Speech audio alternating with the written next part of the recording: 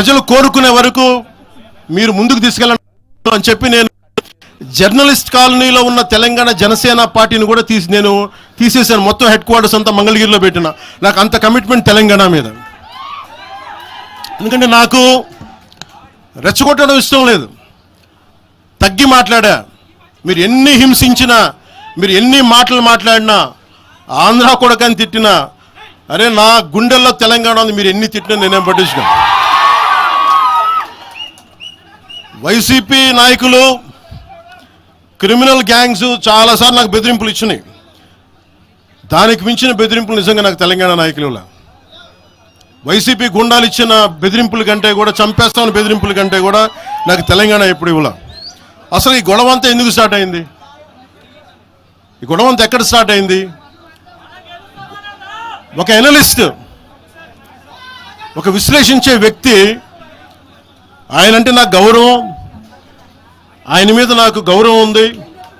ఆయన తీసుకుపోయి ఓ మీడియాలో మాట్లాడతా అమిత్ షా గారి గురించి మాట్లాడారు.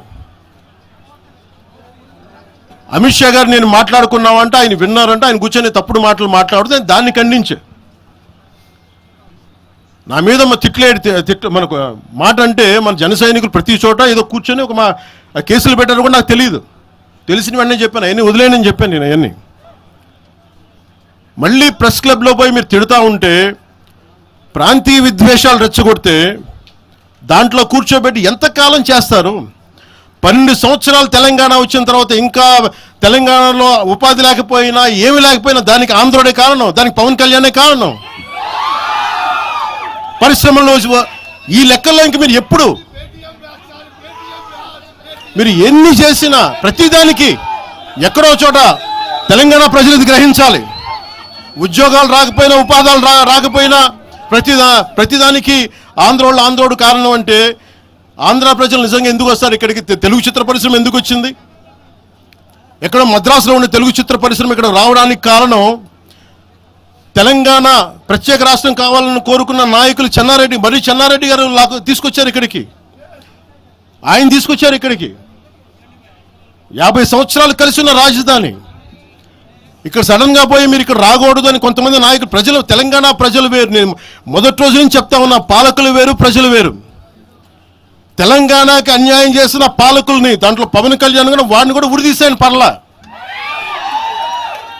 పాలకులు వేరు, ప్రజలు వేరు. మీరు పాలకులను తిట్టుకున్న ప్రజలను తిడితే, విద్వేషాలు రెచ్చగొడితే ఈ దేశం ఎటుపోద్ది? సూరత్లో తెలుగు ప్రజలు ఉన్నారు. రేపొచ్చిన గుజరాతీ మనుషులందరూ గుజరాతీస్ అందరూ కూర్చొని తెలుగు వాళ్ళు ఇక్కడ ఉండకూడదంటే కుదురుద్ది? అక్కడ నాందేడ్లో ఉన్న తెలుగు వాళ్ళు, షోలాపూర్లో ఉన్న మన తెలంగాణ తెలుగు వాళ్ళు అందరూ కూర్చోబెట్టి మా మహారాష్ట్రీయులు తిరగబడితే ఏమవుద్ది? దేశం నిలబడద్దా?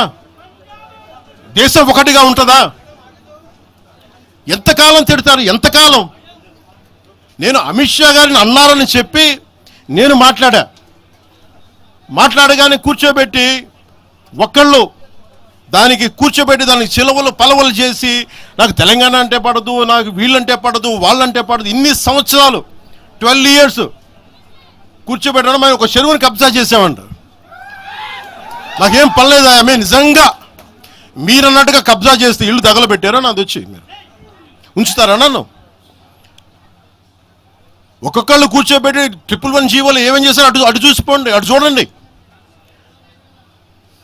నిజంగా ఈ రోజున తెలంగాణ రాష్ట్ర ముఖ్యమంత్రి గారికే చెప్తున్నా, రేవంత్ రెడ్డి గారికే చెప్తున్నా,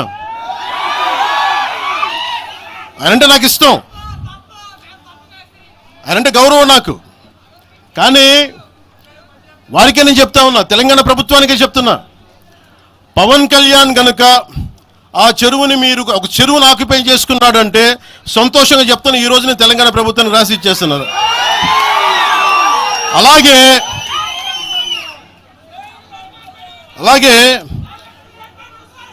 లెఫ్ట్ మేము వామపక్షవాదులు అని చెప్పి ఒక ఎనలిస్ట్ మాట్లాడతా, అంటే ఇది ఎలా ఉంటుందంటే, ప్రపంచ కార్మికులారా ఏకం కండి అని చెప్పి వామపక్ష భావజాలం ఈ రోజున ప్రాంతీయతకు వచ్చింది. ఆ వామపక్ష భావజాలం చెప్పే వ్యక్తి అనలిస్ట్ ప్రకారం ప్రపంచ కార్మికులారా ఏకం కండి చెప్పే వామపక్ష భావజాలం ఈరోజు ఎక్కడికి వచ్చింది? ఆయన చెప్పిన విధానం ప్రకారం ప్రాంతీయతకు వచ్చింది. కమ్యూనిజం ఎందుకు చచ్చిపోయిందంటే ఇలాంటి వాటి వల్ల చచ్చిపోద్ది. ఈరోజు గద్దర్ గురించి మాట్లాడతారు. బండెనక బండి కట్టి 16 బండ్లు కట్టి ఏ బండిలో పోతాం నిజాం సర్కార్ ఓడా అంటే అది ఈరోజు మాకు వచ్చిన ప్రేమ కాదు. మాకు అది నా చిన్నప్పుడు చెప్పాను ఆ మాట, తర్వాత ఫస్ట్ మీటింగ్లో చెప్పా. గద్దర్ గారు బతుకున్నప్పుడు మీరందరూ ఏమయ్యారా? మీరందరూ గద్దరన్న బతుకున్నప్పుడు మీరందరూ ఎక్కడున్నారు? గద్దరన్న వెన్నులో బుల్లెట్లు దిగితే గద్దరన్న నా దగ్గరికి వచ్చాడు. ఒకటి అడిగాడు ఆఫీస్కి వచ్చి, మన జర్నలిస్ట్ కాలనీలో ఉండే జనసేన ఆఫీస్కి వచ్చి, అరే తమ్మి నాకు బుల్లెట్లు దిగినీరా, నాకు వెనకాల నన్ను స్వేచ్ఛగా రే అని పిలుచుకునే అంత చనువు మా ఇద్దరి మధ్య, నాకు బుల్లెట్లు దిగినీరా ఈ వెన్నులో, నడవాలంటే ఇబ్బందిగా ఉందిరా, నాకు కారులో పోవాలంటే ఆటోలో తిరగలేకపోతున్నా, ఒక అండగా అడుగుతున్నా, హక్కుగా అడుగుతున్నా, బండి కొనివరా అంటే ఆయన ఒక 24 గంటలు 3 రోజుల్లోనో 2 రోజుల్లోనో బండి కొనిచ్చాను నేను ఆయనకి. ఇప్పుడు ఎందుకు చెప్తున్నానంటే ఆ రోజు నేను చెప్పుండొచ్చు, నేను చెప్పట్లా.